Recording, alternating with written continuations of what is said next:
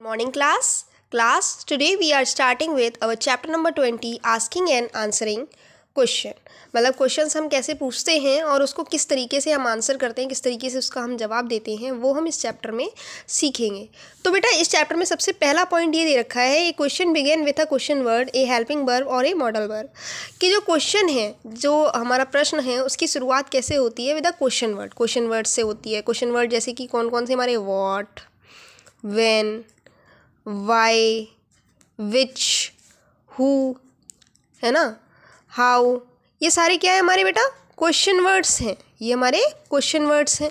तो इन्हीं से हमारे क्वेश्चन की शुरुआत होती है।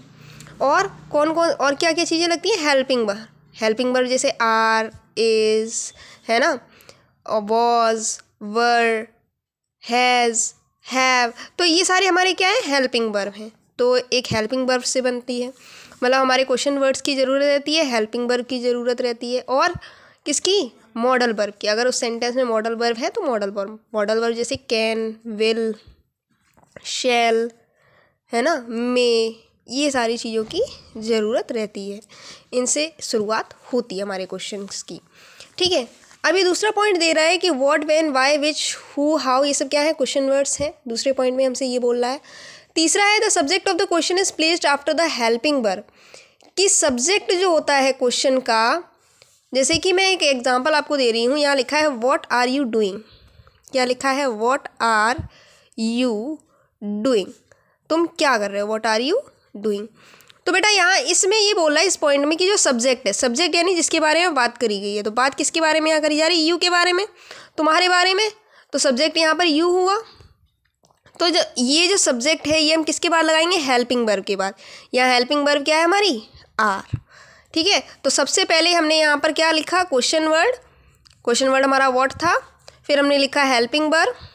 ठीक है, हेल्पिंग वर्ब हमारा क्या है? Are, helping verb. उसके बाद हमने क्या लिखा? सब्जेक्ट। सब्जेक्ट कौन है? यू, जिसके बारे में बात करिए। फिर ऑब्जेक्ट। ठीक है, उसके बाद ऑब्जेक्ट आ गया। तो ये है हमारे क्वेश्चंस पूछने का तरीका।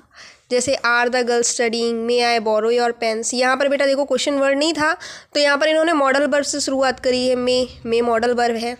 ठीक है, यहाँ पर बेटा क्वेश्चन वर्ड नहीं था तो इन्होंने हेल्पिंग वर्ब से शुरुआत करी है। यहाँ तो क्वेश्चन वर्ड से हुई है।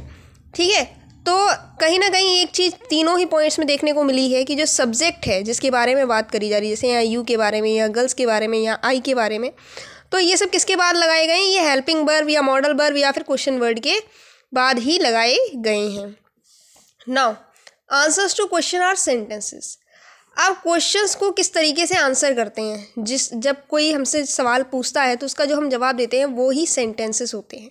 Sentences begin with the subject and the verb is placed after the subject. Sentences किससे बिगिन करते हैं? सब्जेक्ट से।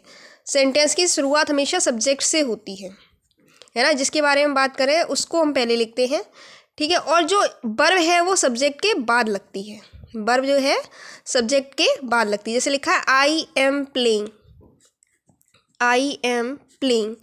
तो बेटा देखिए यहाँ पर जो आई है क्या है? सब्जेक्ट, जिसके बारे में हम बात कर रहे हैं वो आई है। ठीक है, एम प्लेइंग, एम हमारा क्या है? वर्ब। कौन सी वर्ब? Helping verb. ठीक है, हेल्पिंग वर्ब। और उसके बाद आपकी मेन वर्ब आ गई। ठीक है, यानी कहीं ना कहीं जो वर्ब हमने लगाई है वो सब्जेक्ट के बाद ही लगाई है। तो जब कभी भी हम किसी भी क्वेश्चन का आंसर करते हैं तो वो सेंटेंस बन जाता है, और उस सेंटेंस को लिखते टाइम पर सब्जेक्ट पहले लगता है, उसके बाद वर्ब लगाते हैं। ठीक है, तो यही बोल रहा है हमसे इस चैप्टर में। अब बेटा हम जो आपकी एक्सरसाइजेस है वो आपको PDF में भेज देंगे, है ना। थैंक यू क्लास, आज का आपका ये लेक्चर ख़त्म होता है।